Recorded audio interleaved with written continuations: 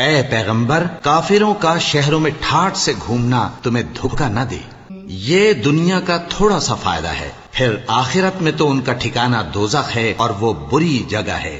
لیکن جو لوگ اپنے پروردگار سے ڈرتے رہے ان کے لیے باغ ہیں جن کے نیچے نہریں بہ رہی ہیں اور وہ ان میں ہمیشہ رہیں گے۔ یہ اللہ کے ہاں سے ان کی مہمانی ہے، اور جو کچھ اللہ کے ہاں ہے وہ نیکوکاروں کے لیے بہت اچھا ہے۔ اور بعض اہل کتاب ایسے بھی ہیں جو اللہ پر اور اس کتاب پر جو تم پر نازل ہوئی اور اس پر جو ان پر نازل ہوئی ایمان رکھتے ہیں، اور اللہ کے آگے عاجزی کرتے ہیں، اور اللہ کی آیتوں کے بدلے تھوڑی سی قیمت نہیں لیتے۔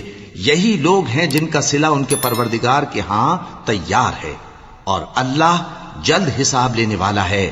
اے اہل ایمان، کفار کے مقابلے میں ثابت قدم رہو اور استقامت رکھو اور مورچوں پر جمے رہو، اور اللہ سے ڈرو تاکہ مراد حاصل کرو۔